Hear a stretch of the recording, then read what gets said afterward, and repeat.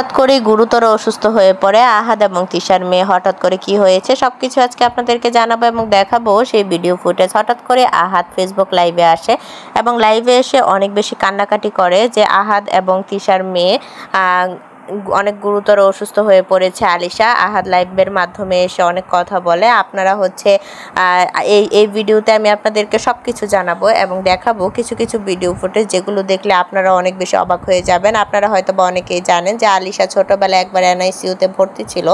আলিশা জন্মগ্রহণ করার পর তার শারীরিক অবস্থা অনেক বেশি খারাপ ছিল, প্রায় অনেক দিন এনআইসিইউতে ভর্তি ছিল আলিশা। তবে বর্তমানে আখির ছেলেও অনেক বেশি অসুস্থ ছিল আয়াস, এবং অসুস্থতা কাটিয়ে সে কোনোভাবে বেঁচে গিয়েছে বা তার অসুস্থতা কাটিয়ে উঠতে পেরেছে। কিন্তু আলিশা হঠাৎ করে গুরুতর অসুস্থ হয়ে পড়ে। আলিশার কি হয়েছে আমি আপনাদেরকে জানাচ্ছি।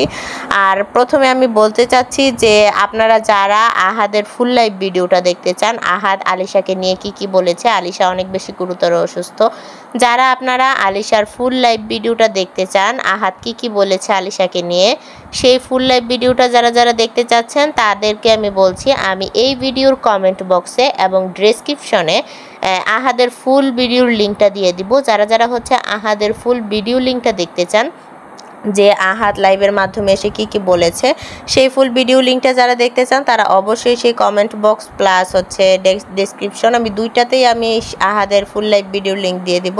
সেখানে গিয়ে চেক করে নেবেন, সেই লিঙ্কে গিয়ে আপনারা আহাদের লাইভ ভিডিওটা দেখতে পাবেন।